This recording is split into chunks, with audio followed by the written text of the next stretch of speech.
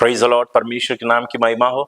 आज के सुंदर समय के लिए मैं प्रभु का धन्यवाद करता हूँ। रोमियो की पुस्तक से लगातार अध्ययन करने के लिए परमेश्वर ने हमें सहायता किया। आज रोमियो की पुस्तक 2 अध्याय और उसका 17 वचन से लेकर उसका 24वां वचन तक मैं आपके सामने रखना चाहता हूँ। पिछले बार हम लोगों ने 2 अध्याय और उसका 12 वचन से लेकर 16 वचन तक हम लोगों ने मनन कर चुका है। उसका वीडियो अगर आपने नहीं देखा है तो मैं इस वीडियो के नीचे उसका डिस्क्रिप्शन में लिंक रहेगा। अगर आप लोग जाकर उसको सुनना चाहते हैं, कृपया आप पिछले बार का क्लास आप जरूर सुनिए, ताकि आपको वचन समझने के लिए और बेहतर रीति से वो सहायता करेगा। रोमियो की पुस्तक 2 अध्याय का मुख्य विषय हम लोग ये देख रहे हैं कि पौलुस यहूदी लोगों को ये समझा रहे हैं कि कोई भी धर्मी नहीं है। अन्य जाति लोग बिना व्यवस्था पाकर पाप किए हैं, वैसे यहूदी लोग व्यवस्था पाने के बावजूद भी पाप किया। तो दोनों में अंतर नहीं है, दोनों परमेश्वर के सम्मुख में पापी है। तो पौलुस ये समझाने के लिए और ये प्रूफ कर रहे हैं, स्थापित करके दिखाना चाह रहे हैं कि सबने पाप किया और परमेश्वर के महिमा से रहित है। जैसे रोमी 3:23 में लिखा है, उस वचन के आधार पर पौलुस सारी बातों को यहूदियों के सामने प्रकट करना चाह रहा है। तो आज के इस वचन के द्वारा हम देखेंगे यहूदी लोगों को पौलुस उनका जो खालीपन पौलुस दिखाना चाह रहे हैं कि कैसे वे बाहर से रिलीजियस थे, धार्मिक थे, मगर अंदर अंदर में उनके निष्ठा, आस्था और सब मन परमेश्वर से काफी दूर थे। जैसे यीशु मसीह कहता है कि तुम होठों से मेरे स्तुति करते हो, भजन गाते हैं, आराधना करते हैं, मगर तुम्हारा दिल, हृदय मुझसे काफी दूर है। वैसे प्रभु के दास पौलुस यहाँ यहूदियों को यह समझाने की कोशिश कर रहे हैं। तो आइए हम 2 अध्याय और उसका 17 वचन को आज के मनन के लिए हम पढ़ेंगे। वहां पर इस प्रकार लिखा गया है, मैं आपके लिए पढ़ता हूं। यदि तू यहूदी कहलाता है और व्यवस्था पर भरोसा रखता है और परमेश्वर के विषय में घमंड करता है और उसकी इच्छा जानता है और व्यवस्था की शिक्षा पाकर उत्तम उत्तम बातों को प्रिय जानता है और अपने पर भरोसा रखता है कि मैं अंधों का गवाह और अंधकार में पड़े हुओं की ज्योति और बुद्धिमानों को सिखाने वाला और बालकों का उपदेशक हूं। देखो, पौलुस यहाँ पर यहूदी लोगों के विषय में कहता है कि यदि तू यहूदी कहलाता है और व्यवस्था पर भरोसा रखता है। यहूदी लोगों के जीवन में अगर हम देखेंगे तो बहुत सारी चीजों पर वे गर्व करते थे, घमंड करते थे, और उनके लाइफ में बहुत सारी ऐसी चीजें थे जो उनके लिए गर्व करने के लिए, घमंड करने के लिए लायक है। उदाहरण के तौर पर अगर देखा जाए तो यहूदी लोग वो ही जाति है जिसको परमेश्वर ने पूरे पृथ्वी में से जो चुना है। तो उनके पूर्वजों को परमेश्वर ने चुना, अब्राहम को चुना, इसहाक को चुना, याकूब को चुना, मूसा को चुना, नूह को, और जो उसकी पीढ़ी है उन सभी को परमेश्वर ने चुना और उनको परमेश्वर ने अपने आप को प्रकट किया। तो ये बात पर उन लोग घमंड करते थे कि हमारा पूर्वजों का परमेश्वर है। इसलिए वे बार बार कहते थे हम भी अब्राहम के संतान हैं, हमारा पिता याकूब, हमारा पिता इसहाक। उनके लाइफ में देखना बार बार उन लोग इस बात पर घमंड करते थे कि हमारा पूर्वज, हमारा पिता, क्योंकि उन लोगों को मालूम था कि हम किसके पीढ़ी में से हैं। हम दाऊद के वंश से हैं, हम दानियल के पीढ़ी से हैं, हम परमेश्वर के भक्त लोगों की पीढ़ी से हैं, जिन्हें परमेश्वर ने जिनको परमेश्वर ने अपने आप को प्रकट करके दिया है, जिनके पास परमेश्वर सामर्थ्य काम किया है, जिनको परमेश्वर ने अपनी मनसा को प्रकट किया। तो जो परमेश्वर है, पूरे पृथ्वी को सब कुछ बनाने वाला खुदावंद, अपने आप को अगर किसी पर प्रकट करे तो वो घमंड कर सकते हैं, उसमें कोई बुराई नहीं है। मगर यहाँ पर समस्या क्या है, यहूदी लोगों का बहुत सारी जो गर्व की बातें, घमंड की बातें थे, वो उनको ऐसा फुलाने लगा कि दूसरों को वो नीच और तुच्छ समझने लगे। कि इतना तक कि देखो, उनका घमंड की बातें, एक था उनका हेरिटेज था, उनका पीढ़ी था, उनका पूर्वजों के बारे में सोचकर था। उन लोग कहते थे कि अब्राहम के बारे में, याकूब के बारे में, इसहाक के बारे में। और दूसरा है कि मूसा के द्वारा व्यवस्था उनको मिली है। परमेश्वर अपने आज्ञाओं को, विधियों को किसी भी जाति पर प्रकट किया तो वो यहूदी जाति है। इस बात पर भी उन लोग घमंड करते थे, क्योंकि संसार में इतनी सारी जाति है, मगर उसमें से केवल यहूदी लोगों को परमेश्वर ने अपनी आज्ञाओं को, विधियों को, अपने मनसा को प्रकट करके दिया। और सोचा जाए तो बहुत बड़ी आशीष की बात है, क्योंकि परमेश्वर जो सर्वशक्तिमान है, अपनी इच्छा को किसी पर प्रकट कर दिया तो वो यहूदी लोगों पर प्रकट कर दिया। इसलिए वे उन बातों को सोचकर गर्व महसूस होते थे और घमंड करते थे, ये सोचकर कि व्यवस्था हमारे पास है, परमेश्वर का ज्ञान हमारे पास है, प्रभु के इच्छा और परमेश्वर के हर एक विधियों को हम जान रहे हैं, और उनके पास परमेश्वर का मंदिर है, प्रभु की उपस्थिति है, और उनके पास परमेश्वर की फेस्टिवल्स है, जितने पर्व वे मनाते थे, विधियों को वे पालन करते थे, और वे अपना शरीर में परमेश्वर का वाचा का चिन्ह लेकर घूमते थे, खतना वे करते थे। ऐसे बहुत सारी चीजें हैं जो उनके लाइफ में जो एक घमंड के विषय है, जो एक फॉल्स सिक्योरिटी में बदलने लगा। फॉल्स सिक्योरिटी मतलब वो सचमुच में एक सुरक्षा नहीं है, उनको बचाने वाली चीज नहीं होती है। उनको लग रहा है कि हम अब्राहम के संतान हैं, इसलिए हम भी परमेश्वर के लिए प्रिय है, क्योंकि अब्राहम परमेश्वर के लिए प्रिय है तो उनके संतान होने के कारण हम भी परमेश्वर के लिए प्रिय है। और पृथ्वी पर में अगर पृथ्वी भर में देखा जाए तो कोई भी ऐसी जाति नहीं जिनको परमेश्वर ने व्यवस्था दिया हो जैसे यहूदी लोग हैं। तो यहूदी लोग को यह लगता था कि हम परमेश्वर के और करीब होने के कारण, हम परमेश्वर के प्रिय होने के कारण परमेश्वर ने हम पर यह काम किया, इसलिए हम प्रभु के और करीब है। ऐसे बहुत सारी सोच उनके अंदर था कि हम यहोवा के हैं, हम परमेश्वर के हैं, हम प्रभु के खास लोग हैं, हम प्रभु के बहुत निकट रहने वाले लोग हैं, हम कभी नरक के लिए नहीं हैं, हम परमेश्वर के राज्य के लिए हैं। ऐसी बहुत सारी गलत विचार यहूदियों के मन में हुआ करता था। प्रियो, ये कभी कभी हमारा भी जीवन में ऐसी बहुत प्रकार की गलत विचार आ सकते हैं।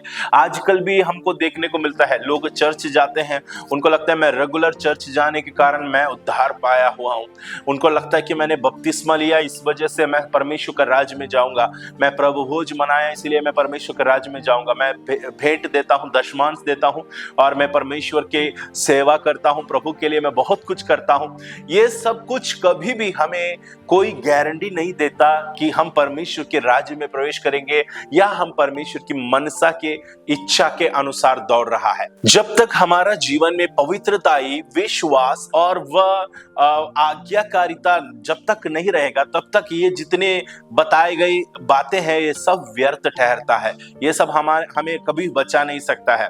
परमेश्वर का नाम जानने से नहीं होता, चर्च जाने से नहीं होता, बपतिस्मा लेने से नहीं होता, हम कोई कर्म या कुछ विधि पूरा करने से नहीं होता है।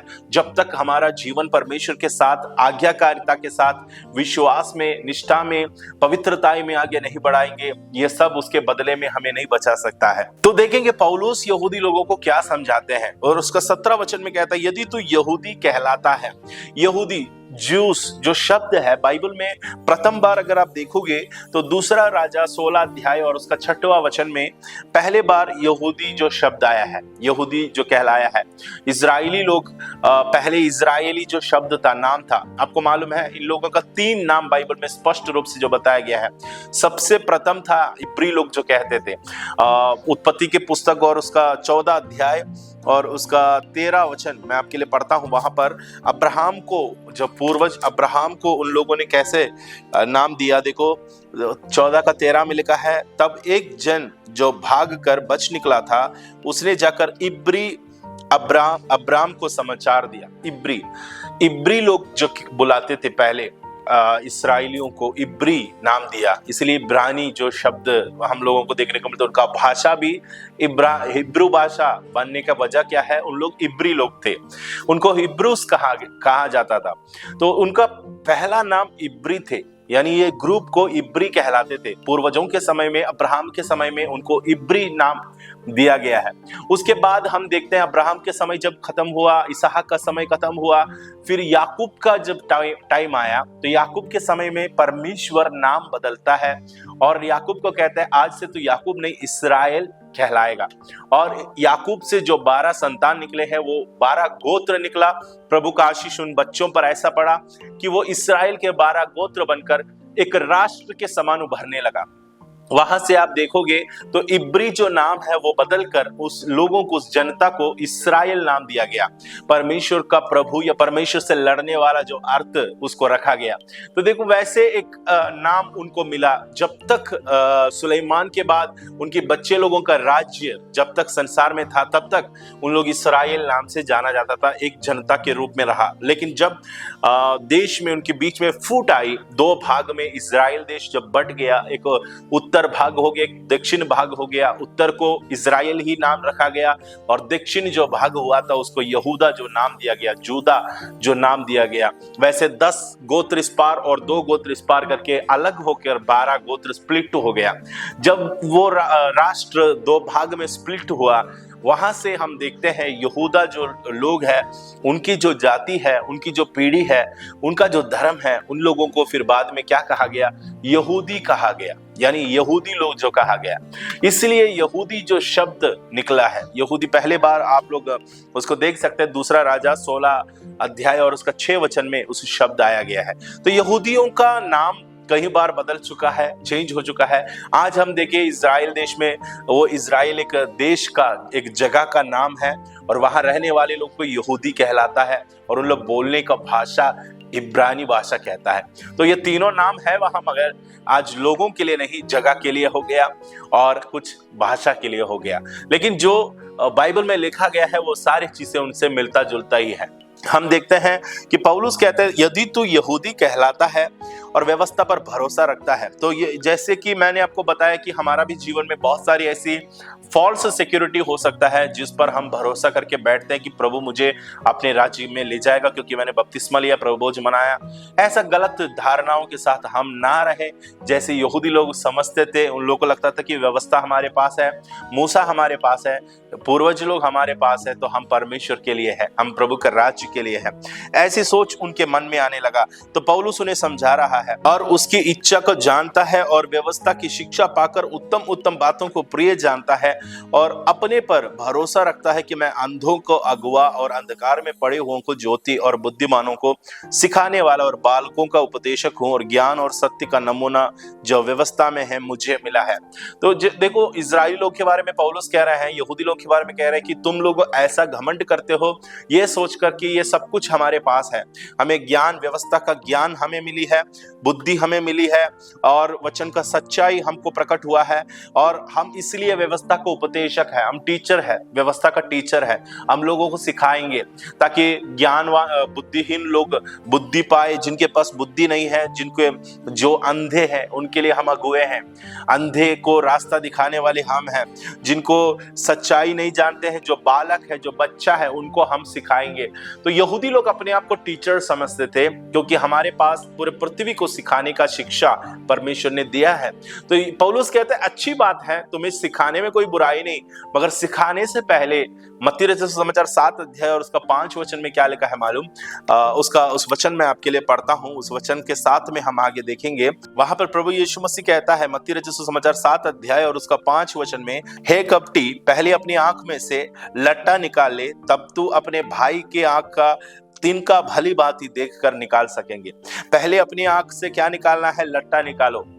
बहुत ही बड़ी प्लैंक हमारी आंखों में पड़ी है, बहुत ही बड़ी वादा हमारी आंखों में है और हम दूसरे का आंख को सुधारने के लिए, दूसरे का लाइफ को सुधारने के लिए हम निकल रहे हैं। प्रियो, बाइबल हमें क्या सिखाती है? दूसरों को, औरों को शिक्षा देने से पहले हम लोगों को क्या करना चाहिए? अपने जीवन को साफ करना चाहिए, अपने आप को हमको वचन के अनुसार जीना चाहिए। एक गवाही हमारे अंदर होना चाहिए। इस कारण पौलुस कहता है, पहला कुरिन्ती और उसका 9 अध्याय और उसका 26-27 वचन में आपके लिए पढ़ता हूं। परंतु 27 वचन में लिखा है, परंतु मैं अपनी देह को मारता, कूटता और वश में लाता हूं, ऐसा ना हो कि औरों को प्रचार करके मैं आप ही किसी रीति से निकम्मा ठहरूं।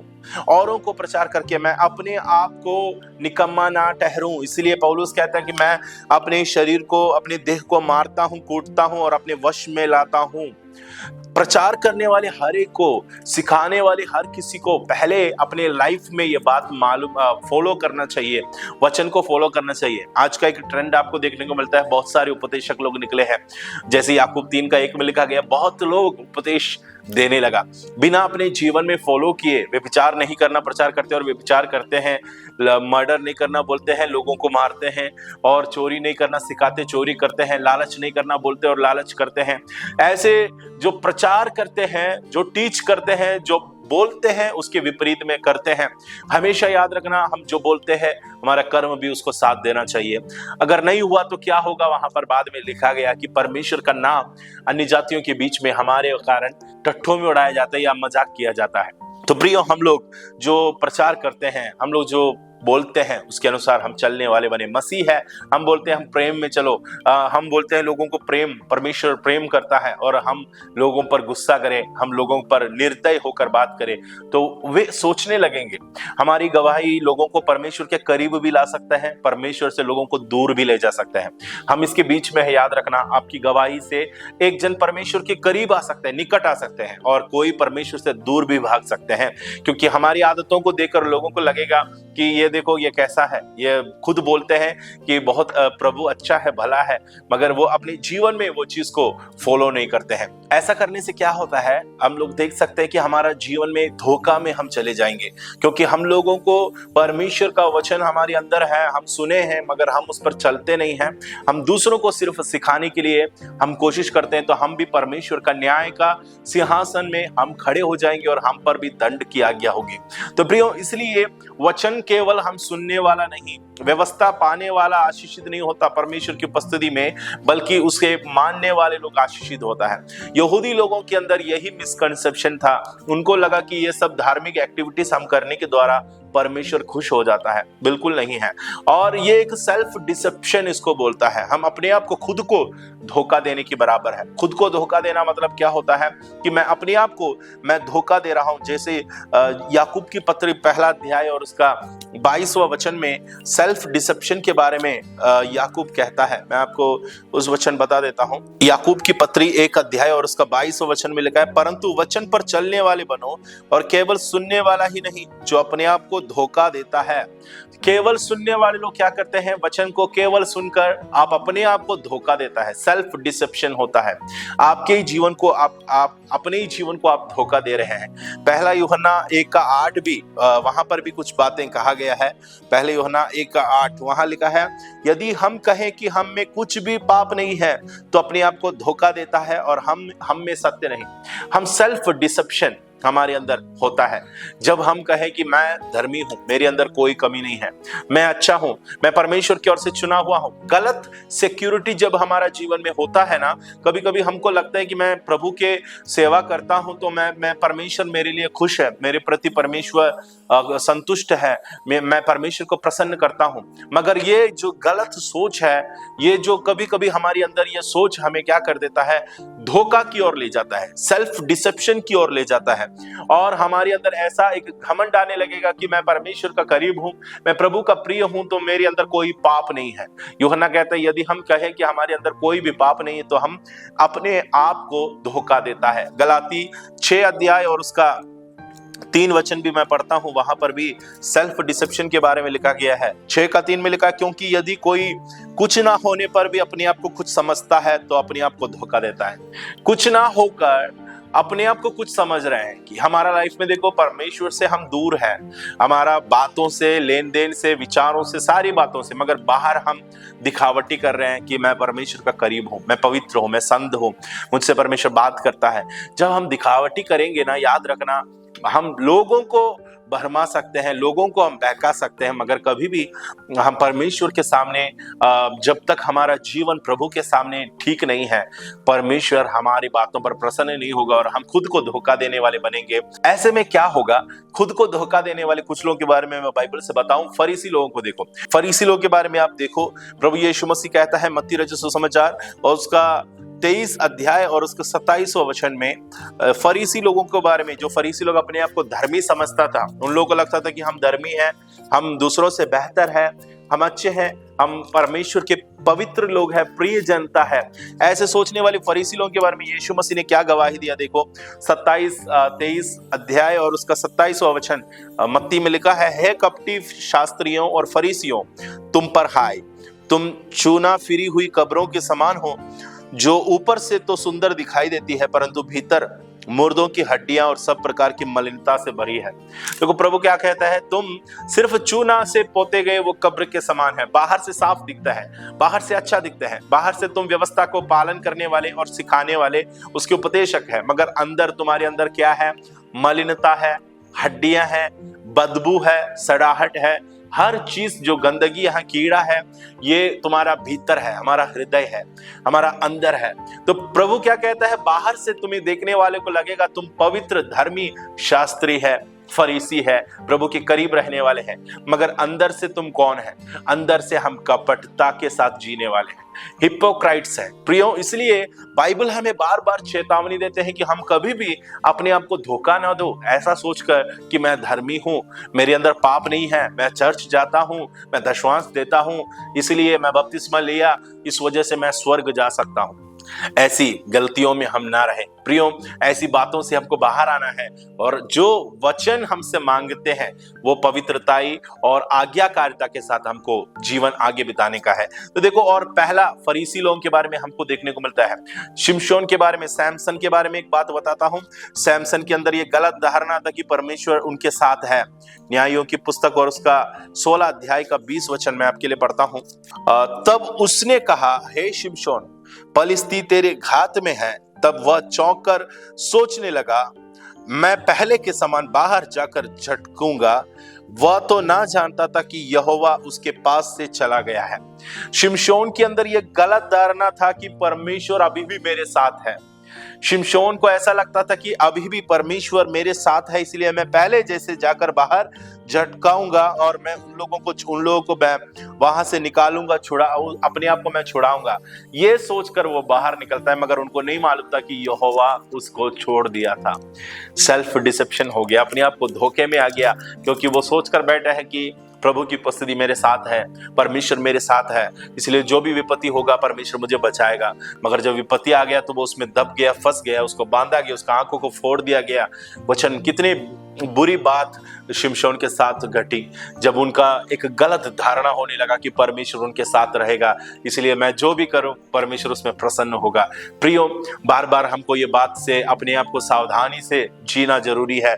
एक और कलीसिया के बारे में प्रभु यीशु मसीह कहते हैं, जो लाओदिकिया का कलीसिया है, प्रकाशित वाक्य 3 अध्याय और उसका 17 वचन में उस कलीसिया को परमेश्वर चेतावनी देता है और कहता है, तू कहता है कि मैं धनी हूं और धनवान हो गया हूं और मुझे किसी वस्तु की घटी नहीं, और यह नहीं जानते कि तू अभागा और तुच्छ और कंगाल और अंधा और नंगा है। देखो, एक कलीसिया का विचार कैसा है कि उनको लगता है कि मैं धनी हूं, मेरे पास किसी भी चीज की घटी नहीं है, मेरे पास सब कुछ है। देखो, मैं धनवान हो गया हूं और मुझे किसी वस्तु की घटी नहीं, मगर तू ये नहीं जान रहे कि तू नंगा है, तू अंधा है, तुम अभागा है, तुम्हारे पास कुछ भी नहीं है।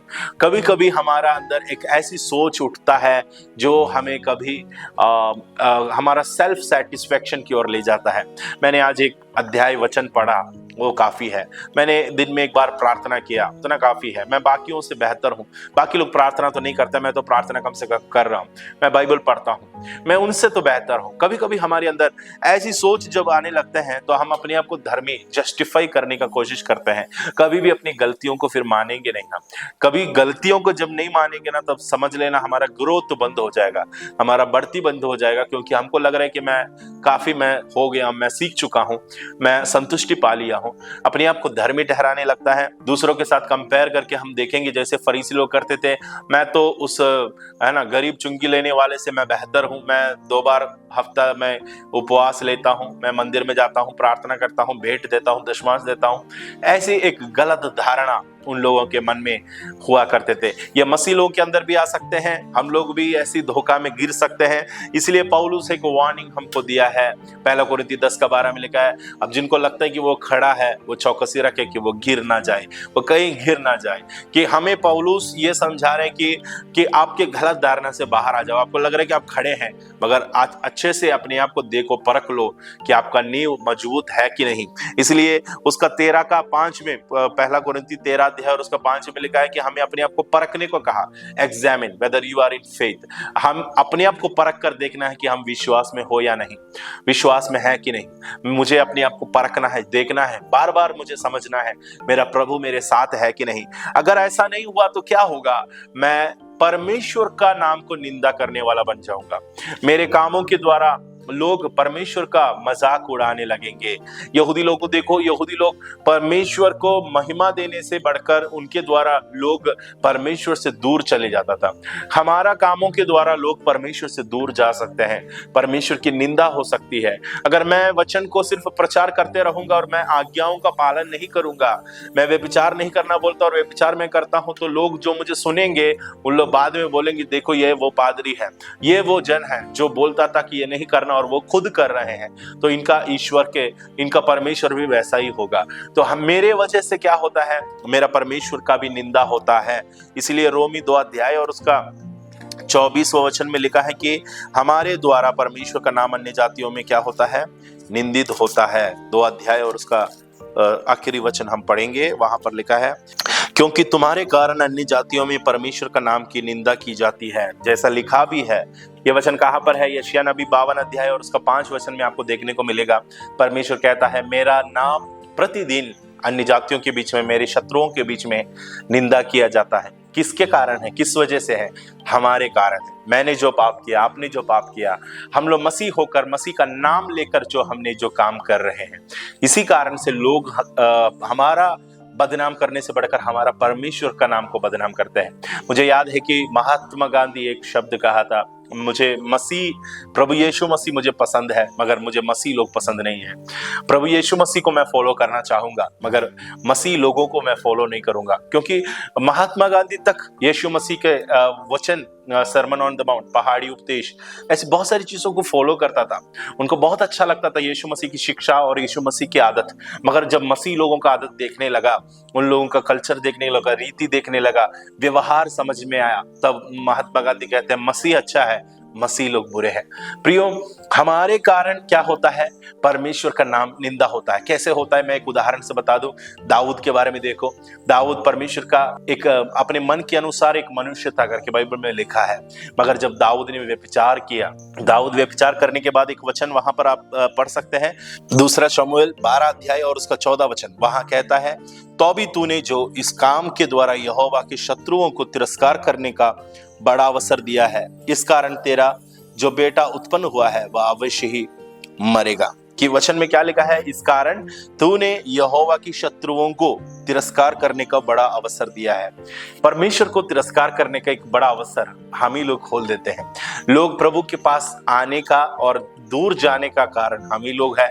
तो प्रियो, यहूदी लोगों के समान हम गलत धारणा के साथ ना जिए, गलत सोच और विचार में ना रहे, अपने आप को धोखा ना दे कि मैं वचन पढ़ने के कारण मैं प्रभु के लिए प्रिय हूँ, दान देने के द्वारा मैं प्रिय हूँ, मैं अन्य भाषा बोलता हूँ इसलिए मैं परमेश्वर के राज्य में जाऊंगा। बिल्कुल गलत फहमी में नहीं रहना। ये सब हमारा कोई सिक्योरिटी नहीं जब तक आज्ञाकारिता, पवित्रताई, ऐसा जो निष्कलंक निष्कपट विश्वास हमारे अंदर जब तक नहीं रहेगा, परमेश्वर के साथ की वो करीबी, प्रभु के साथ की वो संगति हमारे अंदर जब तक नहीं होगा, तब तक बाकी जो बाहर हम करते हैं वो सब व्यर्थ ठहरेंगे। इसलिए हम अपने जीवन को जांचें, परखें और देखें कि मैं परमेश्वर के साथ हूँ या प्रभु मेरे साथ है, मैं जो कर रहा हूँ ये परमेश्वर की इच्छा के अनुसार हूँ या नहीं। हम अपने जीवन को परखने में परमेश्वर सहायता करें। अगले क्लास में हम आगे के पोर्शन हम देखेंगे। प्रभु आप सबको सहायता करें।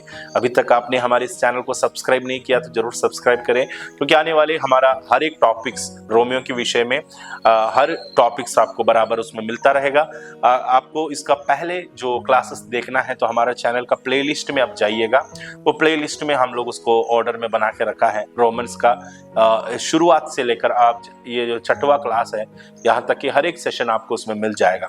प्रभु आप सभी को आशीष दे। अगले क्लास के द्वारा हम फिर मिलेंगे। प्रभु सबको सहायता करने पाए।